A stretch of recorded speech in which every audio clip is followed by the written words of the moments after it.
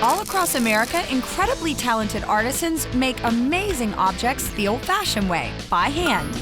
On this episode of Handcrafted America, passion for the work is all that matters. I do it for free, and sometimes do. In Scottsdale, Arizona, we spend time with a glass blower who layers science on top of molten glass to make these chandeliers. So what I'm doing now is centrifugal force. Basically, you get one shot at them. In Boring, Oregon, we meet a blacksmith who hand forges garden tools. And he needs a lot of tools for his tools. For each piece of steel and each different way you're going to grasp it, you have a different pair of tongs. And in Marysville, California, we meet a leather worker who defies all convention. How does a Frenchman by the name of Pedro end up making Western saddles in the United States? These artisans really throw caution to the wind. Looks dangerous. I like it.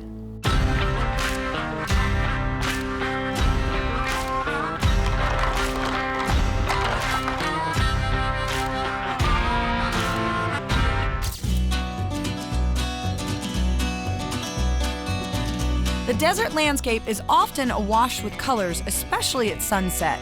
And now the desert has produced another jewel. In the posh community of Scottsdale, Arizona, Newt Grover makes big, colorful, hand-blown glass chandeliers. This place is amazing. It's filled with hundreds of pieces of beautifully blown glass. And the artisan says, to make something like this, it takes an intricate dance. And I cannot wait to see his performance. Newt Grover and his two assistants, Noah and Eric, create every single part of these enormous functional light fixtures. And what's more impressive is that Newt is self-taught. This is my hot shop. Hot is the operative word there. Yes. How hot is it in here? It's probably around maybe 100 right now. It's not that bad. And you work in here all day? No. We work early in the morning. How long have you been doing this? I've done this for almost 20 years. I started when I was 40. Before that, Newt made jewelry, and then he made neon signs. Once Newt learned how to blow glass, he decided he would go big.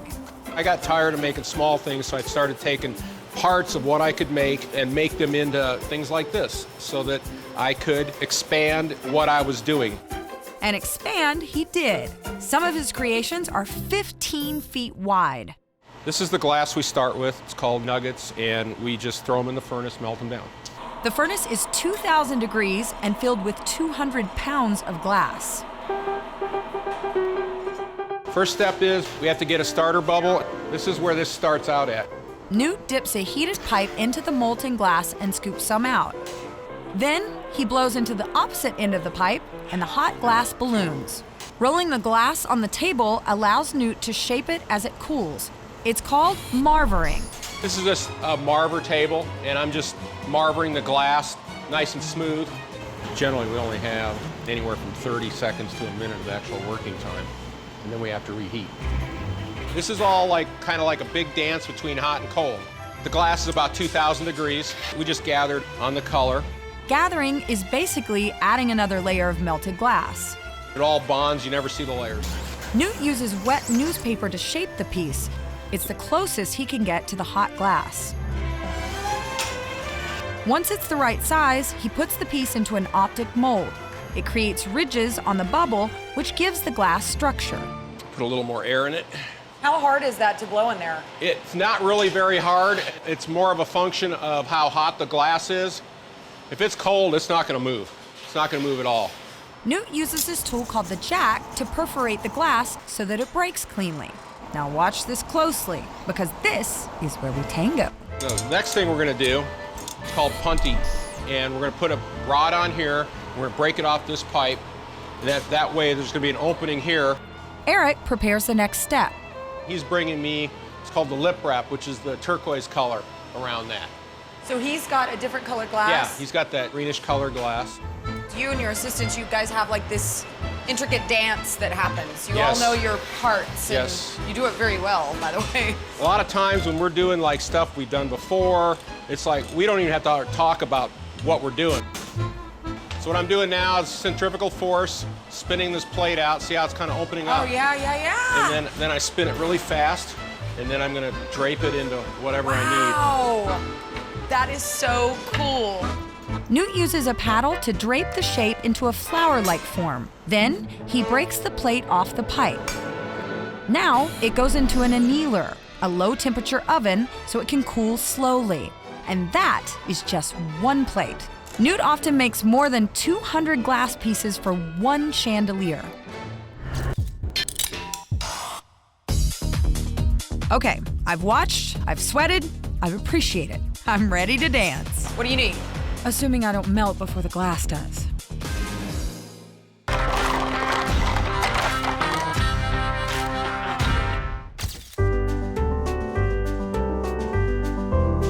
Newt Grover is a magician, only instead of a hat, Newt pulls beautiful flowers out of a vat of molten glass.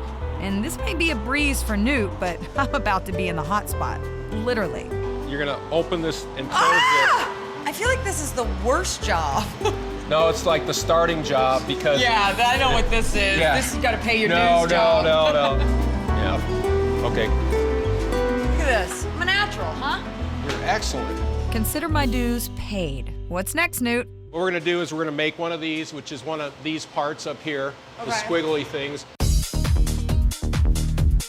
This is frit, which is just another way of adding color. Is that little glass pieces? Yes, it's little glass broken up pieces. This is like an aqua color.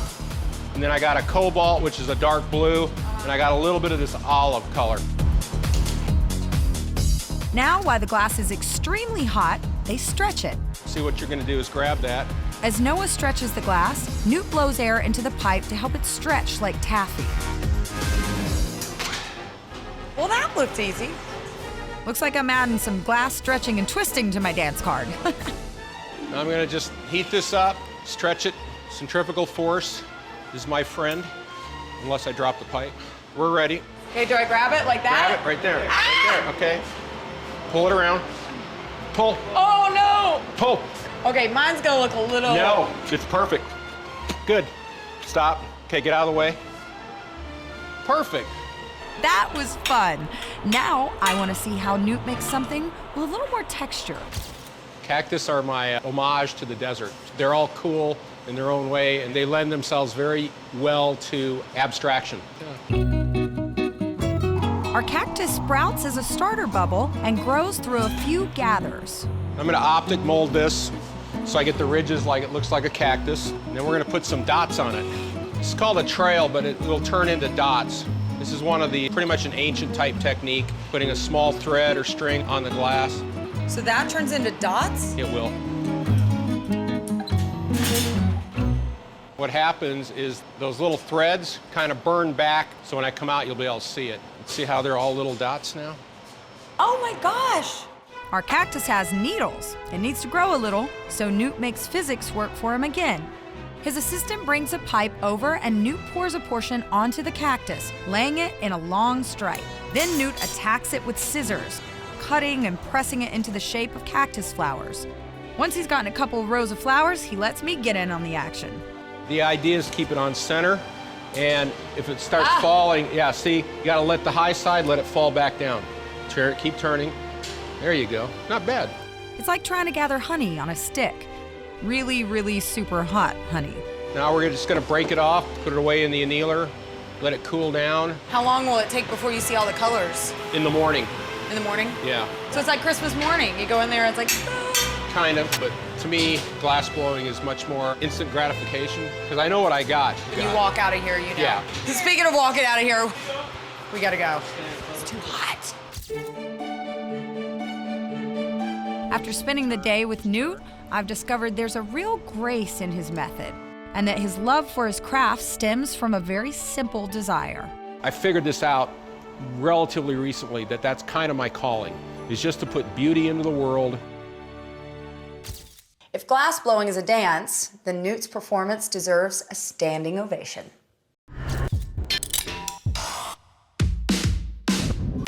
There's nothing like a relaxing day gardening. Well, for most people. This artisan prefers his hammers in a 2,000-degree forge. And the answer is yes, I have lit myself on fire on any number of occasions.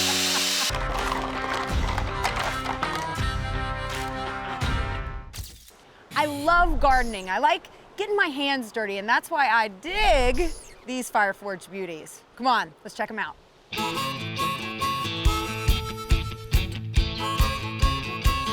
Blacksmith Bob Denman is making top-of-the-line handcrafted gardening tools here in a rural town called Boring, Oregon. Although Bob is anything but boring, he is the owner of Red Pig Garden Tools. I really love blacksmithing and making tools in particular because I'm making something that is really useful. And also I'm making something that is going to go on long beyond my lifespan. He's one of the only blacksmiths in America handcrafting garden tools. People get their money's worth out of my tools. They don't break on you. They don't need a lot of maintenance. They don't come apart. They hold their edge. You can't get better tools than we make. These don't look like gardening tools. Look at that. They all are. What do they do? Well, that one's a dibble. That's for making holes. That's the world's oldest garden tool. That's a hazeltine hoe or hotbed weeder. And what is this funky? That's a little thing? diamond hoe, and that's a small diamond hoe, and it's used for weeding. There's like hundreds of tools in here. Did you make all these? Every one of them. This is a tool used primarily here in the Northwest where blackberries are an invasive species. And we use this to cut large canes and to drag them. Although having a blackberry bush in your garden may sound appealing, if not maintained properly, they spread rapidly and can take over an area very quickly. The first thing we're going to do to make this tool is to squeeze it or neck it down in the middle, and that isolates the socket from the head. And we'll start with this piece of steel right here. How long are we gonna leave that in here? Until about orange hot. When you're working steel, you get it at different temperatures. Barely red hot, dark red is for forging. And then if you really want to move it, you get it hotter and hotter, all the way up to white when you're welding. How many times do you burn and cut yourself a day? Not more than 4 or 5. Bob uses more than 150 different sized tongs for forging. And for each piece of steel and each different way you're going to grasp it, you have a different pair of tongs. We first create the waste in between the two parts of the tool. Coming in hot. Okay. Coming in hot. How many times do you have to heat it? A given tool sometimes only takes 1 or 2 heats. With this tool, it takes about 20 heats or so. In between those 20 heats, Bob is constantly tapering and flaring the metal. When did you start all of this? Your Only about blacksmithing? 20-something years ago. Before that, I was in advertising. I got old and crotchety, so I decided to have a second career. And I took up blacksmithing when I was having tools made for me by a blacksmith who was, at that time, my age now, and said, I'm not going to be around forever. You might want to start doing this yourself, and I did. I love what I do. There are days when I'm doing this, I'm out here in the forge, and I realize that I actually earn money and get paid for doing what I would do anyway. What Bob is doing now is showing me how to make a blackberry hook. He hammers the tool into its basic shape and lets me try. Stop for a second, I'm going to show you something. When you're swinging like this, Yeah? you need to swing And let it bounce off? Down. straight up and down like, Okay. like it's a well. No, use 2 hands. Okay. Okay, but come straight down. That's it. There you go. We flared it out down here. Wait a minute. What we were just doing right there is this part? Yes, that part right there. Oh, I thought it was this part. So This it's this part. is much the same, only it gets less flat. And we're gonna wrap That around into a tube. Gotcha. We smooth and flatten the piece. Next, we roll one end into a tube. What I'm going to have you do is just start hitting that in the middle. Good. Bob makes the piece perfectly round by placing it on this cone. After all, the wooden handle has to fit in there. How much do you sell this tool for? About $75.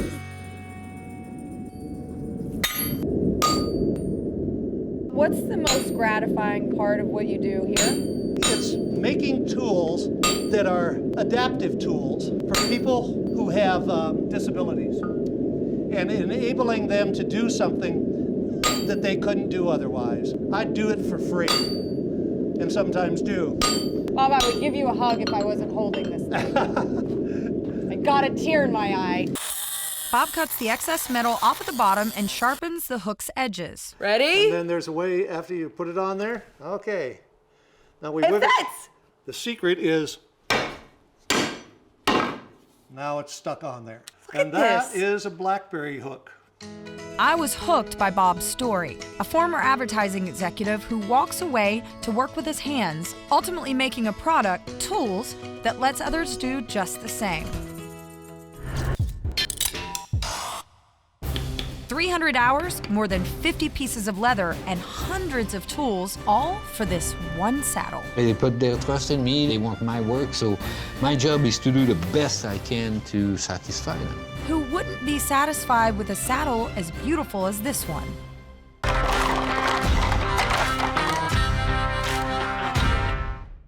What a beautiful animal this is. And such a beautiful animal deserves a magnificent saddle. Marysville, California used to be a gold rush town. Today, it's home to a different treasure, the Pedrini Saddle Company. On the outskirts of town, Pedro Pedrini is the ultimate cowboy living the Western life. But there's a twist. He's French.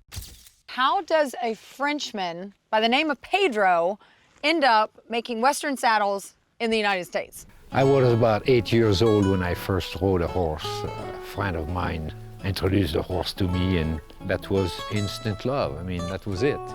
Pedro came to America 40 years ago. He made his first saddle when he was 20 and has since made more than 1,000 of them. This saddle here takes about 300 hours. 300 hours. Yeah, about. It's entirely hand stitch, 8 stitch an inch, which is fairly small. It's a very special saddle. A basic Western saddle is made of many parts. The main ones are the horn, seat, cantle, fenders, skirt, and stirrups. Pedro begins by learning everything he can about the rider and the horse. The main idea is to fit the horse and the rider and what they're gonna do with that saddle. Function is number one. If a saddle doesn't work, that's like having a fancy car and no motor in it. After Pedro creates a sketch, he orders a wood saddle tree made specifically to match the size of a particular horse. The tree serves as the frame of the saddle. Pedro starts with cowhide from a tannery in St. Louis, Missouri. He creates a new set of cardboard patterns made just for that saddle and begins to cut the pieces he needs. You're gonna trace your fender, cut a little wider. What's a fender? Fender, that's the part who protect your legs from the sweat of the horse. And on the bottom of it, there is the stirrups. Yeah. I'm a dangerous woman. Dangerous woman! Now it's time to begin adding the leather pieces to the saddle tree. Jill, we need a piece of leather right there to reconnect this and smooth out those edges. Like this piece of leather? Exactly right. Okay. So trace around in this area where you're gonna glue it, then we can go on. Very good. Woo! That glue is strong. We try to improve the imperfection of the tree. It takes Pedro countless hours to put more than 50 pieces of leather together. He painstakingly glues each piece and then has to skive or thin down the edges of the leather depending on the thickness he needs. You see, this is a high spot, this is a very high spot, and we try to blend all that stuff down. Pedro repeats the process until the tree is covered with leather. Then he starts carving intricate designs into the pieces that serve as the top layer on the saddle. The next step is to cut it with a tool called a swivel knife, and that's a little blade. You cut the leather and you leave a cut where we're going to be able to carve this 2 dimension. Okay? So this finger push down, and this one give you the direction, kinda, and you keep on cutting all those lines. After cutting the design into the leather, he begins using a maul hammer and pear shader to create relief and shading on the piece. Each different curve or line requires a different tool. That tool goes right there on all those little scallop looking. And you hit deep and finish very light. So you have to angle that tool and you see what I mean? And put some shape. Once the seat is finished, all of the other parts are carefully sewn on. This piece needs to be sewed up to the skirt. This is the sewing machine who's going to do it. He hand stitches everything with beeswax covered string. Because the string is sticky, it won't loosen with wear. There's two different kind of tools, we call a stitch marker. This is a 6 stitch per inch, so you roll that little wheel and it marks the hole so they're all even. And then you can just put your blade, your R blade, right there on that mark and punch your hole for your needle to go through. The price of one of his most basic handcrafted saddles is $4,500. When the saddle is completely built, Pedro rubs the leather with olive oil. The process nourishes the material, turning the bleached out leather into a rich, dark brown. Then he applies a water-based finish to make it shine. Now that I've spent the day working with Pedro, I'm absolutely inspired by his dedication to excellence and his commitment to functional beauty.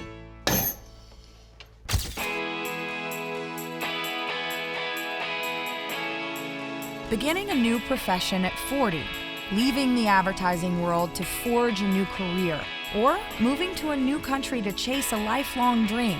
No one said following your passion is easy, especially not for these guys. But despite their different challenges, they all will tell you it has absolutely been worth it.